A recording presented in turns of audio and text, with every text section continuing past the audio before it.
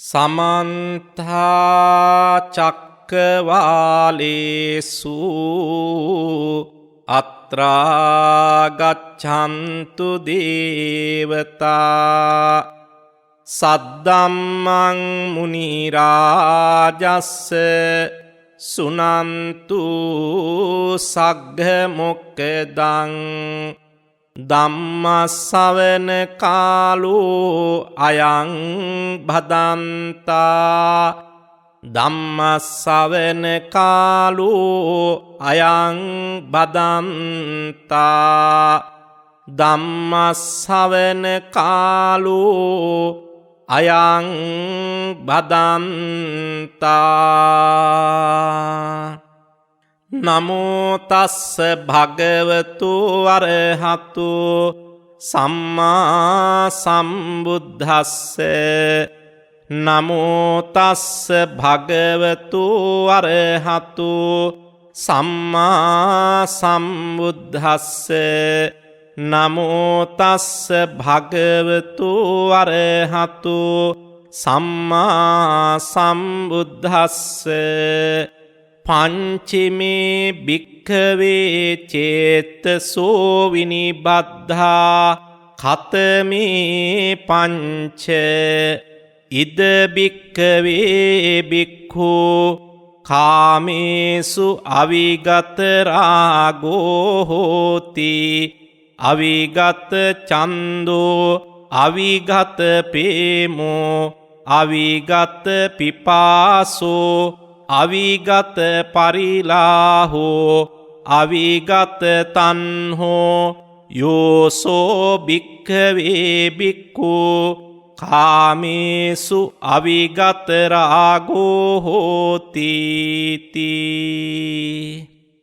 ශ්‍රද්ධා බුද්ධි සම්පන්න වාසනාවන්ත පින්වතුනි, net fm ධර්ම දක්ෂිනාවෙන් ශ්‍රද්ධාවෙන් ශ්‍රවණය කරන ධර්මානුශාසනාව අදත් ශ්‍රවණය කරන්න පින්වත් ඔබ හැම දෙනාම සූදානම් වෙච්ච අවස්ථාව.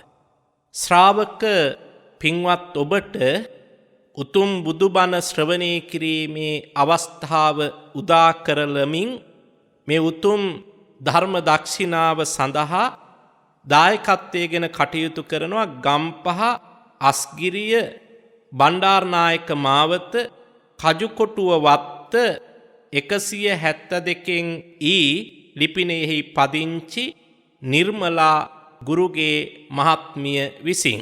ඒ වගේම අකරවිට පදිංචි සම්පති කුමාරී පෙරේරා මහත්මියත් මේ ධර්ම දක්ෂිනාව සඳහා දායකත්වයෙන් කටයුතු කරනවා. ඒ දායකත්වයේ දරන පින්වතුන් උතුම් ධර්ම දානමේ පින්කම සඳහා ඉදිරිපත් වෙලා පින් පුරාගෙන තමන්ගේ ඥාති හිතයිසීන්ට පින්පෙත් අනුමෝදන් කරලා තමන්ගේ සංසාර ගමනටත් ඒ පින පිහිට ආධාර කරගන්නවා කියන අරමුණු පෙරදරි කරගෙන මේ උතුම් පින්කමට දායක වෙමින් කටයුතු කරනවා. ඒ අරමුණු සියල්ල සිහිපත් කරලා ධර්මානුශාසනාව අවසානයේදී පින් අනුමෝදන් කිරීමට බලාපොරොත්තු වෙනවා. පින්වතුනි, අද අපි මේ ධර්ම දේශනාව සඳහා මාතෘකා කරගත්තේ අංගුත්තර නිකායේ පංචක නිපාතයේ සඳහන් වෙන විනිබද්ධ සූත්‍රය. මේ විනිබද්ධ සූත්‍රය තුල අපේ මනස ලඝු කරන, අපේ මනසේ හැකියාව හිර කරන කාරණා පහක් පිළිබඳව බුදුරජාණන් වහන්සේ අපිට පහදලා දෙනවා. සාමාන්‍යයෙන් ඔබේ මනස දෙසට අවධානය යොමු කරලා බලන්න. මේ මනස ඊටාම ප්‍රබල හැකියාවන් සමූහයකින් යුක්ත දෙයක්. කොටින්ම කියනවා නම් බණ දේශනා කරන මටත් බණ අහන මේ සෑම සියලු දෙනාටමත් මගඵල ලැබීමේ බුද්ධත්වයට පත්වීමේ හැකියාවෙන් සමන්විත මනසක් හිමිකරගත්ත පිරිසක්. ඔබට බුද්ධත්වයේ සඳහා ඔය මනස මෙහෙවන්න පුළුවන්, පුරුදු පුහුණු කරන්න පුළුවන්. සෝවාන් සකු르දාගාමි අනාගාමි අරහත් මගඵල සඳහා ඔය මනස පුරුදු පුහුණු කරන්න පුළුවන්.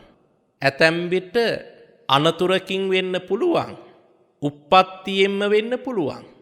මොනයම් හෝ අංගවිකල භාවයක්, අංගෝපාංගයන්ගේ විකෘතිතාවයක්, දුර්වලතාවයක් මේ වෙනකොට කෙනෙකුට අත්වෙලා තියෙන්න පුළුවන්. ඒ වුණත් ඔබේ මනස අංගවිකල වෙලා නැහැ. ඔබේ මනස ඔත්පල වෙලා නැහැ. ඒ මනස හරි තැන පිහිටුවලා හරි විදිහට ඔබ කටයුතු කරනවා නම් ඔබේ භෞතික ශරීරයේ මොනතරම් අඩුලුහුඩුකම් තිබුණත් මනුස්සත්වයේ අග්‍රඵලය ඔබට නෙලා ගන්න පුළුවන්කම තියෙනවා.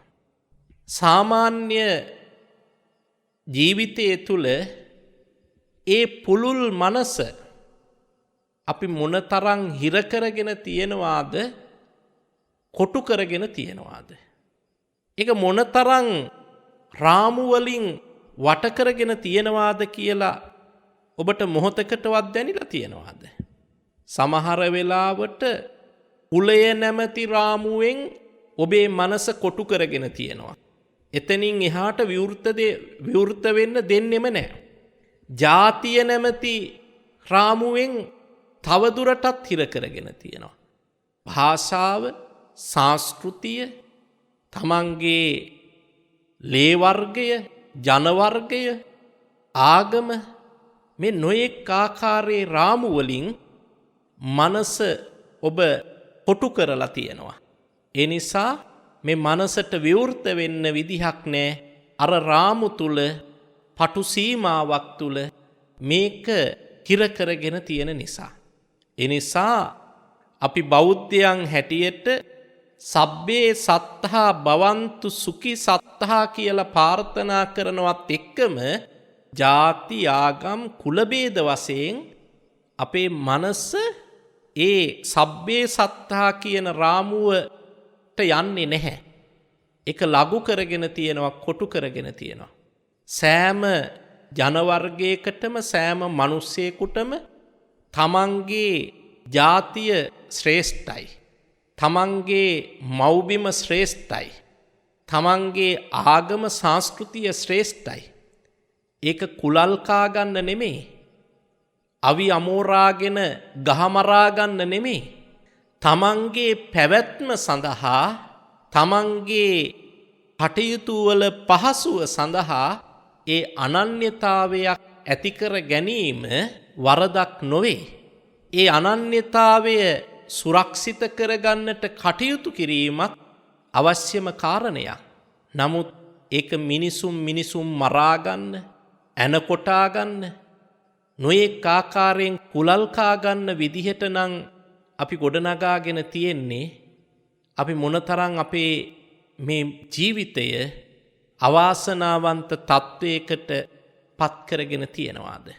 එනිසා බෞද්ධයා කියන්නේ පුළුල් අවබෝධයක් සහිතව ලෝකය, ජීවිතය විවෘත මනසකින් දකින පිරිසක්. ඔබ කොච්චර බණ ඇහුවත් සමහර වෙලාවට කුලය කියන එක තුලින් ඔබේ මනස උදුම්බගෙන ඇති. ඒ ඉදිමිච්ච මනසින් අඩු කුලේ කෙනෙකුට අවමන් කරනවා, ගරහනවා ඇති. අන්න ඒ රාමුයි අපි ගලවන්න ඕන. එතනනුයි අපි මිදෙන්න ඕන. ඉතින් මේ සාමාන්‍ය විදිහට ජීවිතයේ තුල පවතින රාමු කීපයක් පිළිබඳව මේ හිත පොදියක් හැටියට, මිටක් හැටියට, ගොඩක් හැටියට එකට බැඳලා තියෙන සාමාන්‍ය කාරණා කීපයක් මම ඔබට මතක් කළේ. බුදුරජාණන් වහන්සේ මේ විනිබද්ද සූත්‍රයේ තුල අංගුත්තර නිකායේ පංචක නිපාතයේ සඳහන් වෙන මේ විනිබද්ද සූත්‍රයෙන් අපිට පහදලා දෙනවා පංචිමේ භික්කවේ චේතසෝ විනිබද්දා. මහණෙනි සිත වෙලලා බඳින කාරණා පහක් තියෙනවා. කතමේ පංච ඉද භික්කවේ භික්ඛු කාමේසු අවිගත රාගෝ හෝති. මහණෙනි මේ ලෝකේ යම් කෙනෙක් කාමයන්ගෙන් පහන වූ රාගයෙන් යුක්ත නම් ඒ වගේම අවිගත ඡන්தோ හෝති. ඡන්දේ කියන්නේ කැමැත්ත. පහන වූ ඡන්දයෙන් යුක්ත නම් කැමැත්තෙන් යුක්ත නම් අවිගත ප්‍රේමෝ. ප්‍රේම කියන වචනයේ ප්‍රියමනාප භාවය, ස්නේහය, ආදරය කියන අර්ථ තියෙනවා. ඒ කාම වස්තු කෙරෙහි ප්‍රියමනාප භාවයක් දක්වනවා නම් ඒවා කෙරෙහි ඇල්මක් ස්නේහයක් ඇති කරගන්නවා නම් ඒ වගේම අවිගත පිපාසෝ දුරුනොවිච්ච පිපාසයෙන් යුක්තයි නම් කම්සැප විඳීමේ නොතිත් ආසාවෙන් හිත පිරිලා නම් අවිගත පරිලාහෝ එක් පංචකාම සම්පත් විඳ ගැනීමේ දාහයෙන් දැවි දැවි නම් කල්ගත කරන්නේ අවිගත තණ්හෝ ඒ කාමයන් කෙරෙහි දැඩි ආසාවෙන් තෘෂ්ණාවෙන් නම් කටයුතු කරන්නේ. මහණෙනි ඒ පහන වූ රාගයෙන් යුක්ත ඒ වගේම පහන වූ ඡන්දයෙන් පහන වූ ප්‍රේමයෙන් පිපාසයෙන් පරිදාහයෙන් තණ්හාවෙන් යුක්ත පුජ්‍යලයාගේ සිත කෙලෙස් තැවීමට ඒ වෙනුවෙන් යොමු වීමට නිතර නිතර කෙලෙස් තැවීම සඳහා වීර්යවන්ත වීම සඳහා නොනැමෙනවා කියලා බුදුරජාණන් වහන්සේ දේශනා කරනවා. දැන් මේ කාමයන් කෙරෙහි හිතේ ආසාවක් ඇති වුණාම එයා ඒ කාම සම්පත් විඳින්නම නැඹුරු වෙනවා මිසක් ඒ මතම දැවටි ඒ තුලින්ම ජීවිතය තෘප්තිමත් කරගන්න උත්සාහවත් වෙනවා මිසක් ඒ කාම සිතුවිලි තැවීමට ඒවා මනසින් පහ කිරීමට නිරන්තරයෙන් වෑයම් කරන්නේ නැහැ. ඒ කෙරෙහි පසුබට වෙනවා. ඒ වෙනුවෙන් හිත නැමෙන්නේ නැහැ කියලා බුදුරජාණන් වහන්සේ දේශනා කරනවා. දැන් ඔබ කියනවා අනේ අපි කොච්චර උත්සාහ කළත් අපිට නම් මගඵලයක් ලබන්න බැරි වෙයි. අපේ හිත හරිම දුර්වලයි. එහෙම කියනවා. එතකොට මේ දුර්වලයි කියන්නේ මොකක්ද කියලා තවමත් ඔබට හඳුනා ගන්න බැරි වෙලා තියෙනවා. මට තේරෙනවා මේ සංසාරේ දුක කොයිතරම්ද කියලා. මේ දවස්වල මේ මිනිසුන්ට වෙන දේවල් දිහා බැලුවහම මේ එක එක වසංගත රෝගාබාධ වලින් මිනිස්සු දුක් විඳින හැටි දැක්කහම මේ ජීවිතේ කොයිතරම් දුක්බරද? මේ ජීවිතේ කොයිතරම් කටුකද? නැවත නැවත ඉපදීම තුල මේකම නේද අපි තවත් විඳින්නේ කියලා හිතිලා ඒක තේරෙනවා. ඒකම නේද අපි තවත් විඳින්නේ ලබන්නේ කියලා ඒක හොඳට තේරෙනවා. එහෙම තේරුණාට අනේ ඉතින් අපිට භාවනා කරන්න බෑ. අපේ හිත හරිම කලබලයි. අපේ හිත හරිම දුර්වලයි. මොකද්ද දෝෂය? ඒ පැත්තට යන්න දෙන්නේ නැතුව රැහැනකින් බැඳලා අල්ලගෙන ඉන්න කාරණේ මොකද්ද?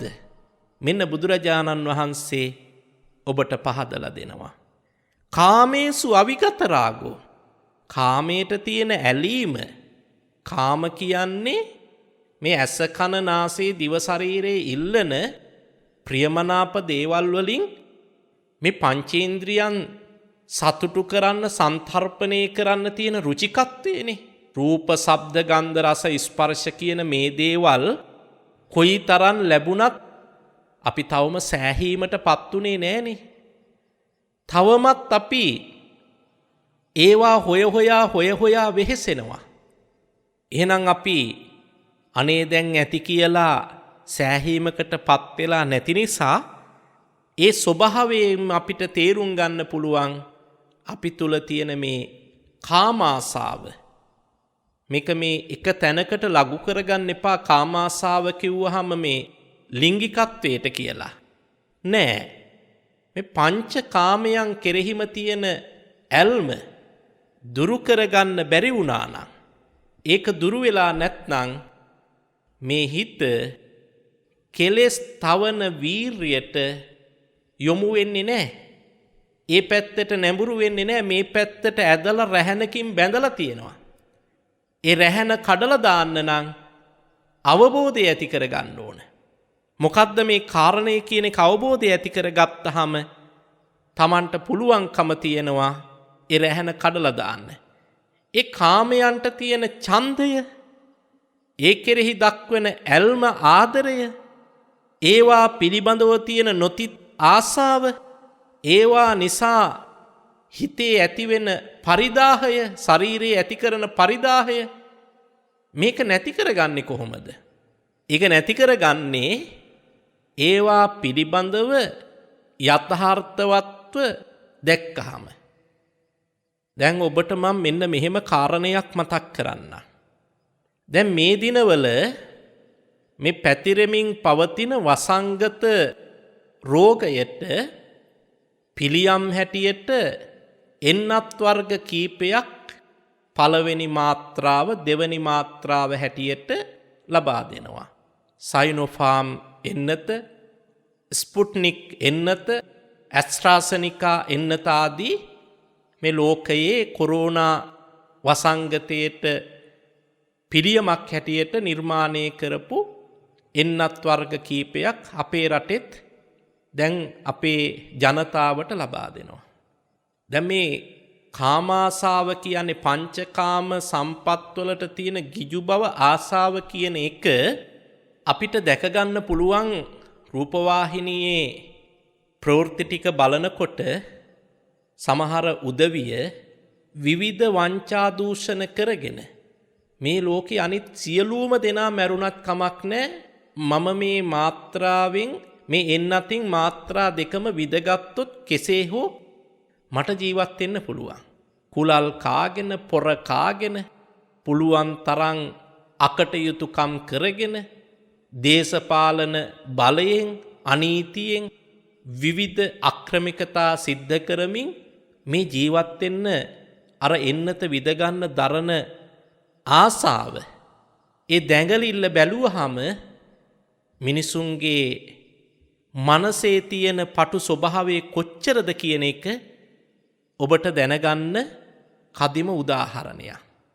දැන් මේ විදිහට තමන් මේ දේවල් සිද්ධ කරගෙන ජීවිතේ රැකගන්න උත්සාහ කරන්නේ මේ ස්ථිර ජීවිතයක්ද? අපි අහලා තියෙනවා නිරන්තරයෙන්ම පණනම් තනාග පිනිබිඳු වැන්නේ. මේක කොයි වෙලාවේ කැඩිලා බිඳිලා මරණයටපත් වෙලා යයිද දන්නේ නැහැ. අනේ මගේ ආදරණීය පින්වතුනි, බුදුහාමුදුරෝ දේශනා කරපු ධර්මයේම සඳහන් වෙනවා අකටයුතුකම් කරමින්, පව්කම් කරමින් අවුරුදු 100ක් ජීවත් වෙනවට වඩා පිරිසිදුව, පින්වන්තව, සිල්වන්තව ජීවත් වෙන එක දවස ශ්‍රේෂ්ඨයි කියලා. අර විදිහට අනීතියෙන්, අකටයුතු විදිහට, ඒ වගේම ඊටාම අධාර්මික විදිහට මේ රැකිලා ඒ මනස් තුල තියෙන ව්‍යාකූල භාවයත් එක්ක තව ටිකක් හොඳින් ජීවත් වුණා කියලා සසරට තව තවත් කෙලෙස් රැස් කර ගැනීමටම නේද අපි ඉඩකඩ හදාගන්නේ. මම මේ ඔබට කියන්නේ එන්නත විද ගන්න අවශ්‍ය නැහැ. මැරෙන වෙලාවක මැරුණාවේ ඒ ගැන හිත හදාගෙන ඉන්න කියන එක නෙමෙයි. මිනිස්සු මේ ජීවත් වෙන්න දඟලන දැඟලිල්ල කෙසේ හෝ ධර්මයෙන් හෝ අධර්මයෙන් හෝ තමන්ගේ පණනල ටික රැකගත්තොත් හරි කියන ආකල්පයෙන් කටයුතු කරනවා. ඒ ස්වභාවය ඇති කරන්නේ මොකක් නිසාද? මේ රූප, ශබ්ද, ගන්ධ, රස, ස්පර්ශ කියන දේවල් තවම බඩ පිරෙන්න ලැබිලා නැහැ. උගුරකට තෙත් වෙන්න හරියට ලැබිලා නැහැ. තවමත් ඒ පිපාසිත බව තියෙනවා. හැබැයි ඔය බඩ පිරෙන ස්වභාවය, උගුර හොඳට තෙමිලා පිපාසිත බව නැති වෙන ස්වභාවය කවදා හරි පිරිමැහෙයි ඉවර වෙයි කියලා හිතනවාද? පුහුදුම් භාවයෙන් මැරිච්ච සියලු දෙනාමත් ඒ පිපාසිත භවෙන්, ඒ කුස පුරවා නොගත්ත ස්වභාවයෙන්ම තමයි මරණයටපත් උනේ. ඔබත් මමත් මේ යථාර්ථයේ තේරුම් නොගන්න තාක්කල් මේ පංචකාම සම්පත්වලට තියෙන ගිජු බව, කැමැත්ත, ඒ පිළිබඳව තියෙන පිපාසය, ඒ පිළිබඳව තියෙන පරිදාහය සහිතවම තමයි මොනයම් හෝ වෙලාවක හුස්ම ටික හෙලන්නේ. අවසන් හුස්ම ටික හෙලන්නේ. මේ පරිදාහය කියන වචනේ තව ටිකක් නිරවුල්ව පහදලා දෙන්න. දැන් මොනවා හරි දෙයක් ඇති වුණාම ඔබට කන්න බෑ, නිින්ද යන්නේ නැහැ, එක විදිහකට ඉන්න බෑ, හරිම අපහසුයක්, නොසන්සුන් භාවයක් ඇති කරනවා. උදාහරණයක් හැටියට ඔබේ යම් කිසි දේපලක් කවුරු හරි අනියම් විදිහකින් පැහැරගත්තොත් රෑ තිස්සේ මතක් වෙවි ඇහැරෙනවා. ඒක Tamanට අහිමි වුණා, අහිමි වෙනවා නේද කියන එක දැනෙනකොට. ණයතුරු සුනහම ණයවාරික මතක් වෙනකොට රෑට ඇහැපිය වෙන්නේ නැහැ. මනස නොසන්සුන් කලබල ස්වභාවයක් ඇති වෙනවා. මෙන්න මේක තමයි මේ ගතේ පරිදාහය කියලා කියන්නේ. තමන්ගේ පංචකාම සම්පත් කෙරෙහි තියෙන ගිජු බව, ආසාව නිසා, ගන්න තීන්දුව තීරණ නිසා තමන්ට සැනසෙල්ලක් නෙමේ, ජීවිතේට පීඩාවක්, වේදනාබර ස්වභාවයක් ඇති කරන තත්වයට කියනවා පරිදාහය කියලා. මේ කියන රැහැනින් මනස බැඳහම අනිත්‍ය දුක්ඛ අනාත්ම කියන යථාර්ථයේ දකින්න මනස නැමෙන්නේ නැහැ. එතෙන්ට විවෘත වෙන්නේ නැහැ. මෙතන හිර කරගෙන බැඳගෙන ඉන්න නිසා මෙතනම තමයි යස්වැසිල්ල සහනේ තියෙන්නේ කියලා හිතනවා. නිසා හිත බඳින, හිත බැඳලා තියෙන කුසලයට නොනැමෙන කාරණයක් තමයි මේ පංචකාම සම්පත් කෙරෙහි තියෙන ගිජු බව, ආසාව, තෘෂ්ණාව. ඊළඟට බුදුරජාණන් වහන්සේ දේශනා කරනවා දෙවනි කාරණේ හැටියට මේ ශරීරයට තියෙන ආසාව, කැමැත්ත, ඒ ඇල්ම නිසාත් මේ හිත එක මිටකට බැඳලා තියෙනවා. දැන් මේ ශරීරයට තියෙන ඇල්ම, ආසාව අර මුලින් කියපු උදාහරණයම ඒකටත් එකතු කරගන්න පුළුවන්. මේ ඉන්නත විදිනකොට එක විදගන්න දරන වෙහෙස, උත්සාහය බැලුවහම එතනදී බලාපොරොත්තු වන්නේ මේ ශරීරය සුවපත්ව, නිරවුල්ව තමන් මේ ශරීරය ආරක්ෂා කරගන්න ඕන, රැකගන්න ඕන කියන කාරණයයි. අපි නිතර නිතර ධර්මානුශාසනාවන් තුල ශ්‍රවණය කරනවා. කොණ්ඩේ සුදු වෙනකොට, දත් ටික වැටෙනකොට, රැලි වැටෙනකොට, විවිධ ආබාධ ඇති වෙනකොට තමන්ට දුකක්, වේදනාවක්, පරිදාහයක් ඇති වෙනවා. අනේ මගේ ශරීරය මේ විදිහට ජරා ජීර්ණ වෙනවා, වියපත් භාවයට පත් වෙනවා. මේ ශරීරය ස්වභාවයෙන්ම ජරා ජීර්ණතාවයට පත් වෙන එකක් කියන කාරණය අවබෝධ කරගන්න දකින පැත්තට හිත නැමෙන්නේ නැහැ ශරීරයට තියෙන ඇල්ම නිසා. දැන් බලන්න පින්වතුනි, පහුගිය දවසක අපි රූපවාහිනියේ ප්‍රවෘත්ති වලට දැක්ක හරි අපූරු විරෝධතාවයක්. බන්ධනාගාර කීපයක රැඳවියෝ බන්ධනාගාර වල වහලවල් මතට නැගලා ඉල්ලීමක් කරමින් උද්ඝෝෂණයක් කරනවා තමන්ට හිමි වෙලා තියෙන මරණීය දණ්ඩනය ලිහිල් කරලා ජීවිතාන්තයේ දක්වා හිරදඬුවමක් බවට ඒක පත් කරලා දෙන්න කියලා. දැන් මරණීය දණ්ඩනයෙන් නිදහස් වෙලා පුංචි කුටියක වසර ගණනාවක් හිර වෙලා හිටියත් ඇති කියන තැන ඒ අය හිතනවා. මොකද්ද මේ කයට තියෙන ආසාව, මැරෙන්න තියෙන බිය. ඒක සාමාන්‍ය මිනිස් ස්වභාවයක්. සබ්බේසං ජීවිතං පියං. සියලුම දෙනා ජීවිතයට ප්‍රිය කරනවා. දැන් ඔබට තියෙන දේපල, ඉඩකඩම්, ගෙවල් දොරවල් ඔබ අහිමි කරගන්න කැමති නෑනේ. හැබැයි මොනියම් හෝ හේතුවකින් ඔබට වකුගඩුවක් වගේ අවයවයක් බද්ධ කරන්න වුණොත් අර තියෙන සේසතම වියදම් කරලා ඒ කය වෙනුවෙන් පිළියම් යොදන්න ඔබ පෙළඹෙනවා. එතකොට තමන්ට තියෙන ධනේ වස්තුව පුජ්‍යලයා කය රැක ගැනීම සඳහා වියපැහැදම් කරනවා. බුදුහාමුදුරුවෝ දේශනා කරනවා ධනං චජේ යෝපන අංග හේතු. මිනිසු ධනේ රැස් කරාට ඒ ධනය තමන්ගේ ශරීරය අංගෝපාංග ආරක්ෂා කරගන්න රැකගන්න වැය කරනවා. එහෙම කරලා ජීවිතේ රැකගන්න බැරි අවස්ථාවකුත් එනවා. දැන් උදාහරණයක් හැටියට දියවැඩියා රෝගියෙකුට රෝගී තත්ත්වයේ උස්සන්න වුණහම ඇතැම් විට මාපට ඇඟිල්ලක්,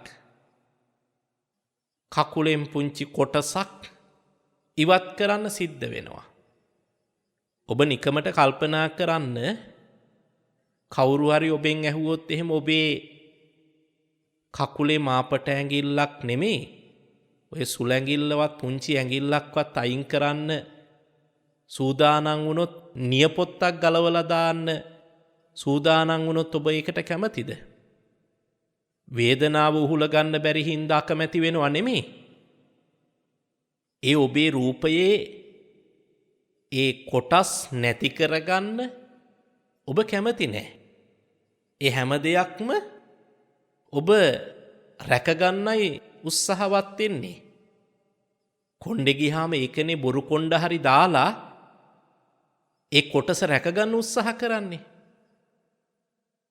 හැබැයි මේ ජීවිතයේ ස්වභාවය ඇතැම් අවස්ථාවල අපිට ඒ ඔක්කොම රැකගන්න බැරි තැනක් එනවා. දැන් වෛද්‍යවරු කිව්වොත් එහෙම මේ ඇඟිල්ල ඉවත් කරන්න වෙනවා, මේ කකුල මෙතනින් කපලා ඉවත් කරන්න සිද්ධ වෙනවා, එහෙම නැත්නම් මේ තුවාලේ සර්වාංගේ පුරා පැතිරිලා මේ රෝගියාව මීටත් වැඩිය අනතුරුදායක තත්ත්වයට පත් කරනවා, රෝගය උස්සන්න කරනවා. එහෙම කිව්වහම දැන් ඔබ මොකද කරන්නේ? අනේ එහෙනම් කමන්නේ, මට ඉතිරි ටික රැක ගන්න ඕන, මේ පුංචි කෑල්ලක් අයින් කරාට කමක් නැහැ. දැන් බලන්නකෝ, අපි මිනිස්සු හම්බ කරලා අපි මේ ශරීරය සුවෙන් තියන්න, පෝෂණය කරන්න, සැපෙන් තියන්න ධනය වියපැහැදම් කරනවා. එහෙම කරලත් අපිට මේ ශරීරය හරියට පවත්වා ගන්න බැරි වුණාම ඒ ශරීරයේ කොටසක් රැකගන්න තව කොටසක් නැති කරගන්න தත්ත්වයට අත්හරින தත්ත්වයට අපිපත් වෙනවා. ඒපත් වෙන්නේ යථාර්ථය දැනගෙනම නෙමෙයි. ජීවිතයේ මේ කය රැකගන්න තියෙන ආසාව නිසා. ඒක තමයි පුහුදුන් ස්වභාවය. ඔබ කල්පනා කරලා බලන්න මේ තරම් ඇලුම් කරන්නේ එතනින් අපි ඒ කැපකිරීමක් කරලා එහෙම සිද්ධ කරලා රැකගන්න මේ ශරීරය අපිට සදාතනික වශයෙන්ම සුරක්ෂිතයි නිරෝගී කියලා විශ්වාසයක් තියෙනවද? නෑ. එහෙම රැකගන්න මේ ශරීරය වෙනත් විදිහකට අනතුරකින් වෙන්න පුළුවන්, හෘදයාබාධයකින් වෙන්න පුළුවන්, අසනීප තත්ත්වයකින් වෙන්න පුළුවන්. එහෙම කොයි මොහොතේ හරි විනාශ වෙලා යන්න පුළුවන්. මෙන්න මේක තමයි මේ ශරීරයේ තියෙන ස්වභාවය නිවැරදිව දකින්නයි බුදුහාමුදුරු අනුශාසනා කරන්නේ. පේනූපමංකාය මිමං විදිත්වා මරීචි ධම්මං අபிසම්බුධානෝ. බුදුහාමුදුරුවෝ අනුශාසනා කරනවා මේක පෙන පිඩක් වගේ කියලා දකින්න. මේක මිරිඟුවක් වගේ කියලා දකින්න. හැබැයි අපි එතෙන්ට පෙළඹෙන්නේ නැහැ. අපි එතෙන්ට යොමු වෙන්නේ නැහැ. මොකද්ද තියෙන දෝෂය? ඒ පැත්තට හැරෙන්න දෙන්නේ නැතුව මේ හිත බැඳලා තියෙන්නේ මොකද්ද? මේ ශරීරයට තියෙන ඇල්ම ආසාව, මේ පංචස්කන්ධයට කයට තියෙන ආසාව ඇල්ම. ඒ අනිත්‍ය දුක්ඛ අනාත්ම වශයෙන් මේ ශරීරයේ දිහා නොබලන නිසා. එහෙම නොබලන්න අර ආසාව විසින් මේක එක මිටකට බැඳලා තියෙනවා. නිසා දෙවෙනි කාරණේ හැටියට බුදුරජාණන් වහන්සේ දේශනා කරනවා මේ ශරීරයේ කෙරෙහි, කය කෙරෙහි තියෙන ආසාව නිසා මේ මනස එක මිටකට වෙලලා බැඳලා තියෙනවා කියලා බුදුරජාණන් වහන්සේ දේශනා කරනවා. ඒ වගේම රූපයට තියෙන ඇල්ම, තමන්ගේ රූපය, ඒ වගේම තමන්ගේ නෙත ගැටෙන රූපවලට තියෙන ඇල්ම නිසාත් ඒ රූපය කෙරෙහි තියෙන කැමැත්ත, ආසාව, රාගය, ඒ නිසාත් මේ හිත යථාර්ථයේ දකින පැත්තට නතු වෙන්නේ නැහැ, යොමු වෙන්නේ නැහැ.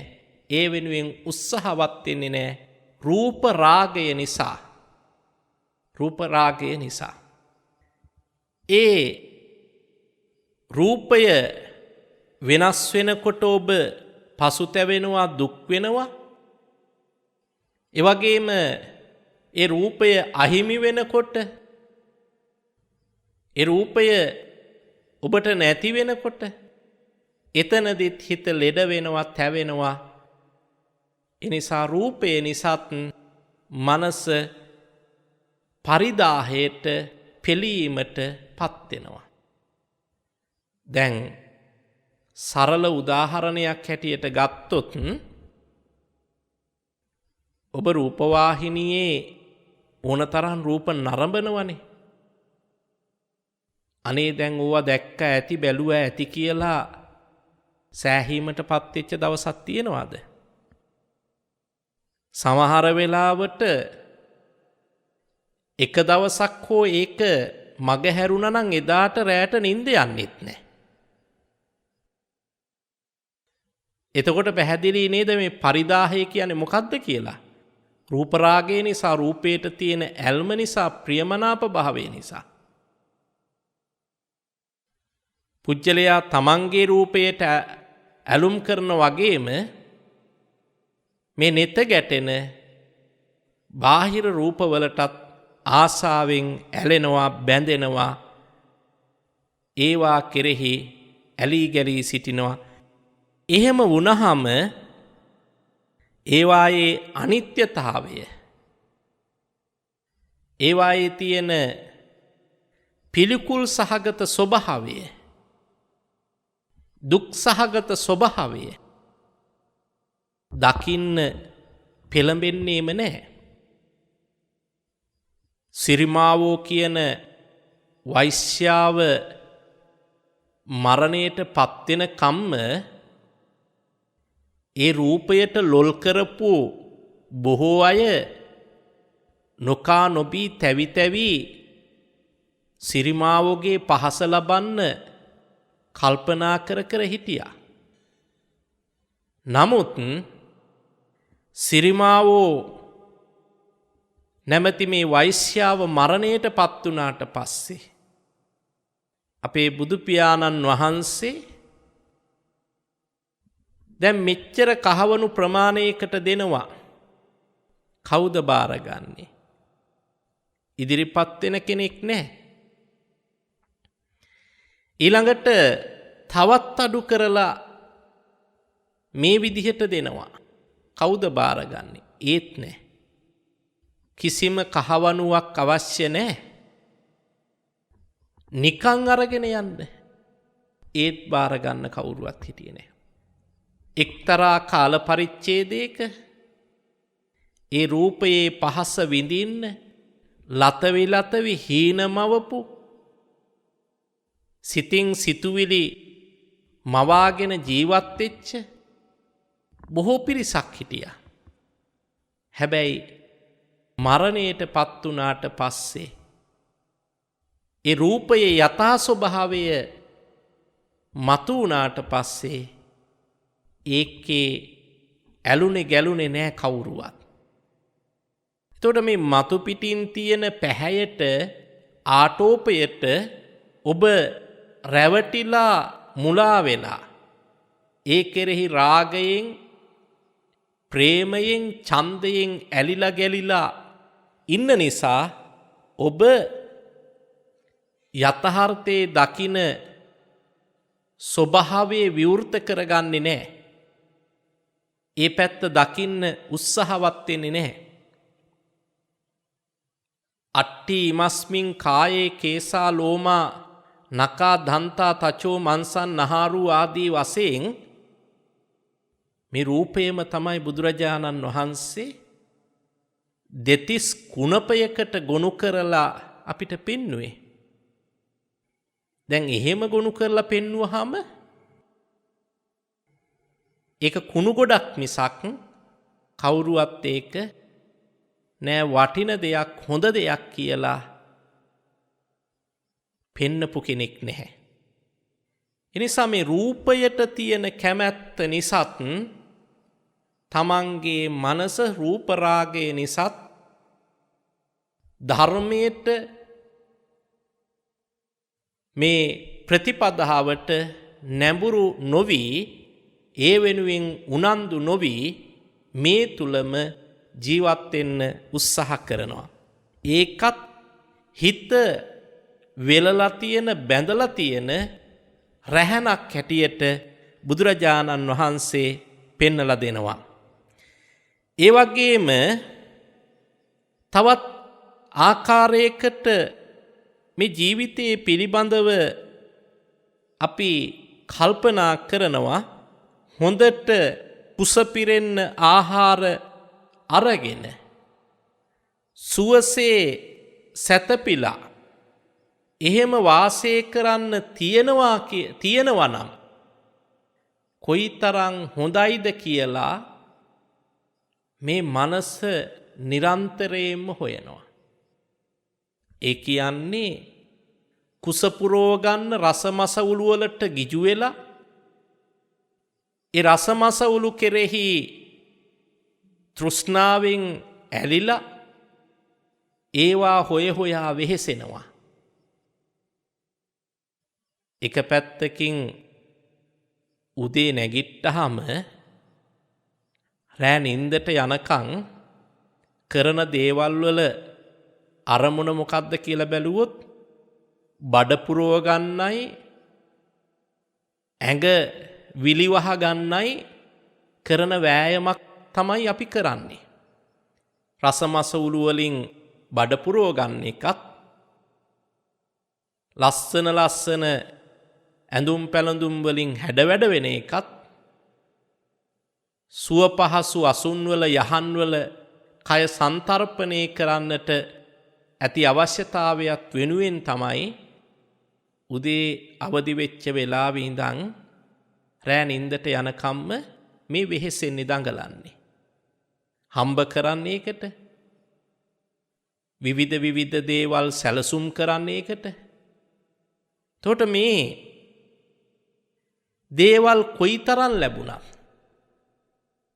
කෑම බීම මොනතරම් ලැබුණත් ඒකෙන් තෘප්තිමත් වෙන්නේ නැහැ.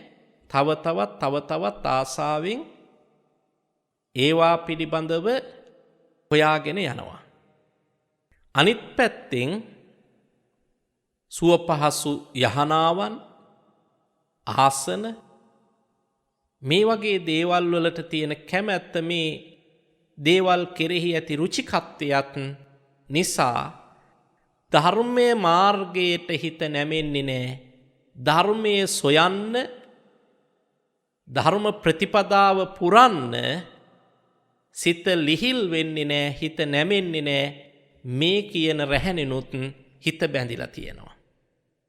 දැන් අපි කරුණු 4ක් මේ හිත බැඳලා තියෙන හිත පටු කරලා තියෙන හිතේ හැකියාව දක්ෂතාවය හිර කරගෙන වසාගෙන තියෙන රැහන් ටික ගැනයි කතා කරන්නේ. පළවෙනිම කාරණේ හැටියට මතක් කළා කිසියම් කෙනෙක්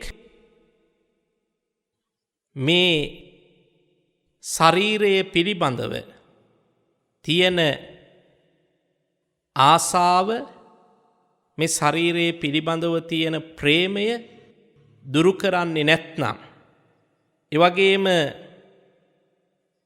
රාගය දුරු කරන්නේ නැත්නම් රූපය කෙරෙහි තියෙන ඇල්ම දුරු කරන්නේ නැත්නම් සුව පහසු යානාවන් ආහාර පාන වලින් සන්තරපණය වෙන්නම ඇලුම් කරනවා නම් මේ කියන දේවල් වලින් මේ හිත බැඳලා තියෙනවා. පොදියක් හැටියට මිටක් හැටියට බැඳලා තියෙනවා. ඒ නිසා බුදු වෙන්න ශක්්‍යතාවයක් තියෙන සෝවාන් සකු르දාගාමි අනාගාමි අරහත් කියන මාර්ගඵල අවබෝධ කරගන්න තියෙන හැකියාවෙන් යුක්ත මනස මේ කියපු රාමු වලින් මේ කියපු බැඳීම් වලින් බැඳලා තියෙන නිසා අර විශාල ප්‍රතිලාභයන් අත්පත් කරගන්නට නොහැකි තත්ත්වයට අක්‍රිය වෙලා තියෙනවා. බුදුරජාණන් වහන්සේ අනුශාසනා කරන්නේ මේ කාරණය මනවින් තේරුම් අරගෙන මේ හිත බැඳලා තියෙන ක්ලේශ ධර්ම නැමැති රැහන් වලින් හිත නිදහස් කර නොගන්න තාක්කල් ආර්ය ශ්‍රාවකයාට ආර්ය මාර්ගයේ ගමන් කරන්න හැකි වෙන්නේ නැහැ. අවබෝධයෙන් මේ කාරණාවන් තේරුම් අරගෙන ටිකින් ටික දැඩි වීරියෙන් උනන්දුවෙන් ඒ මාර්ගයේ ගමන් කරන කෙනාට මේ රැහන් ලිහිල් කරගන්න පුළුවන්. මේ රැහන් වලින් හිත නිදහස් කරගත්තොත් ඊටාම ප්‍රභාස්වර ආලෝකමත් සිතක් ඔබට අත්පත් කරගන්න පුළුවන්කම තියෙනවා. ඒ වගේම බුදුරජාණන් වහන්සේ දේශනා කරනවා සමහර වෙලාවට පුජ්‍යලයා විවිධ සීල වෘත සමාදන් වෙලා විවිධ බ්‍රහ්මචර්යාවන්හි නිරත වෙලා බලාපොරොත්තු වෙනවා මහේසාක්‍ය අල්පේසාක්‍ය ශක්‍ය දෙවියෙක් වෙන්න ඕන කියන ආශාවෙන් හිත බැඳගෙන තියෙනවා. මෙන්න මේ අවසාන කාරණේ අපිට බොහොම වැදගත් පින්වතුනි. දැන් අපි නිවන් ප්‍රාර්ථනා කරනකොටත් එහෙමනේ. ජාතියක්, ජරාවක්, ව්‍යාධියක්, මරණයක් නැති සදාකාලික සැප ඇති නිවන් සුව ලැබේවා කියලා ප්‍රාර්ථනා කරනකොට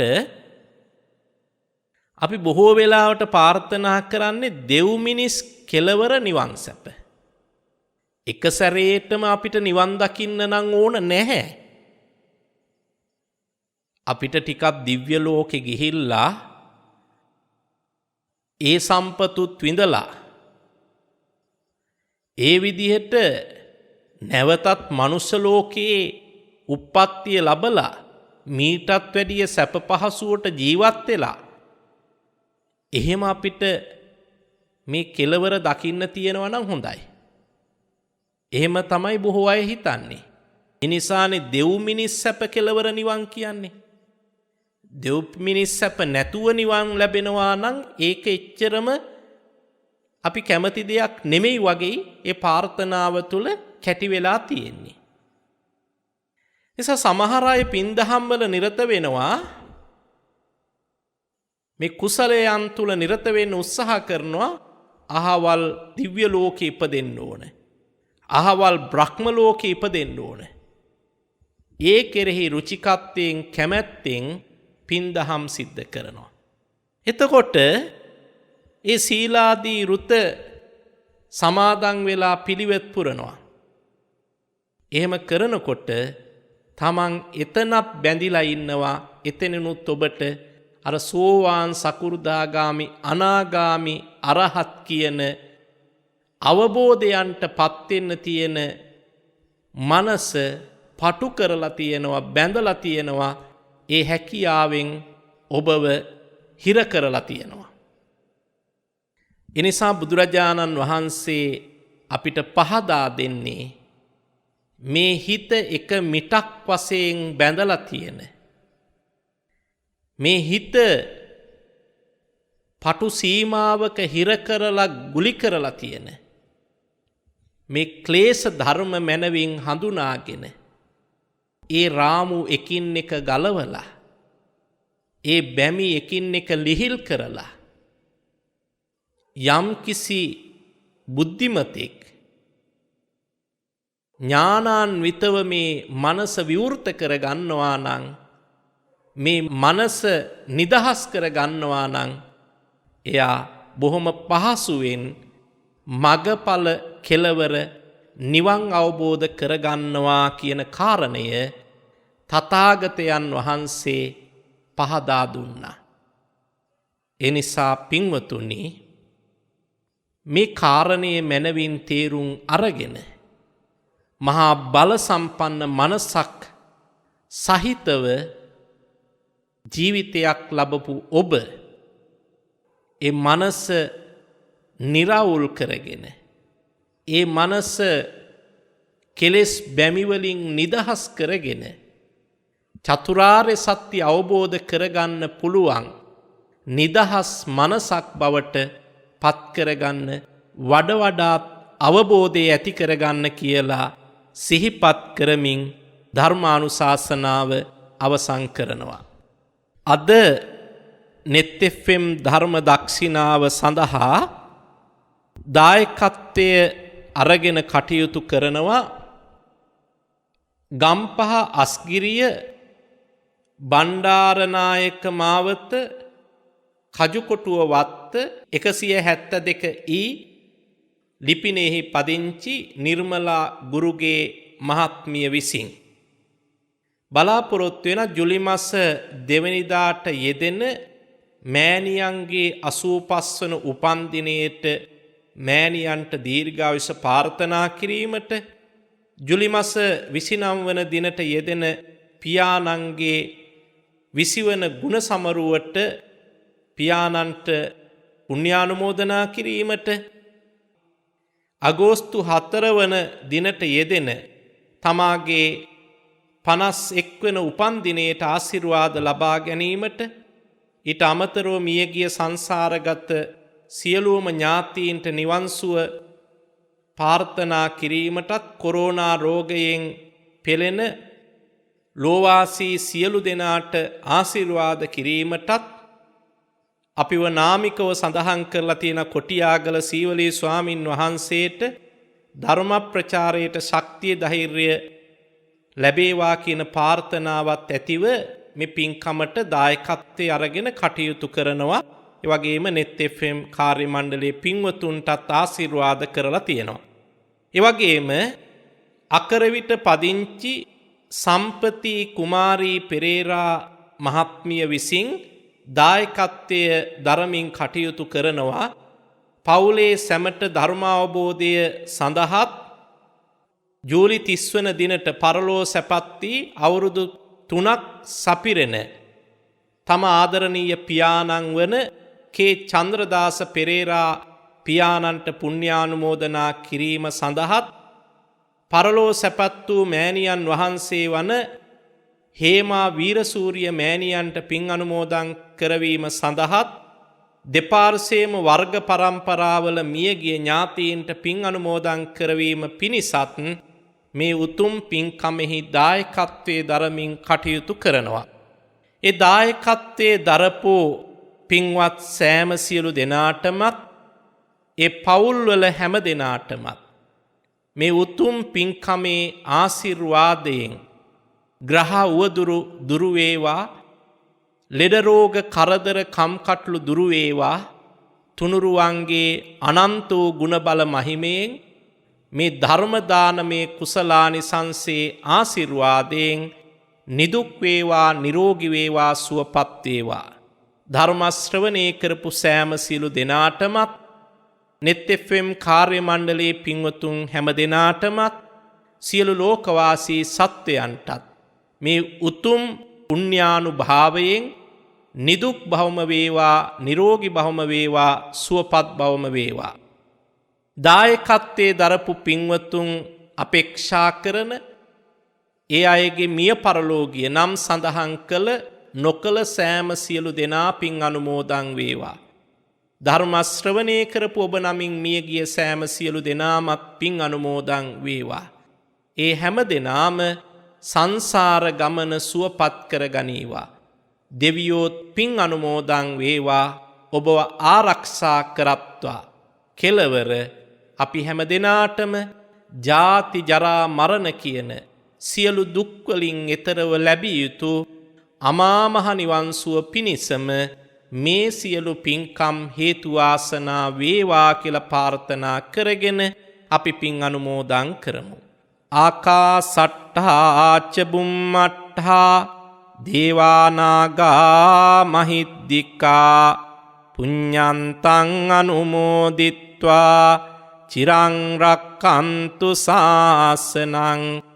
ආකාසට්ඨා ච බුම්මට්ඨා දේවානාගා මහිද්దికා පුඤ්ඤන්තං අනුමෝදිත්වා චිරං රක්ඛන්තු දේශනං. ආකාසට්ඨා ච බුම්මට්ඨා දේවානාගා මහිද්దికා පුඤ්ඤන්තං අනුමෝදිත්වා චිරං රක්ඛන්තු ත්වං සදාති. ඉදං මේ පුඤ්ඤ කම්මං ආසවක්ඛයා වහං හෝතු සබ්බ දුක්ඛා පමුඤ්චතු. ඔබ හැම දෙනාටම තෙරුවන් සරණයි.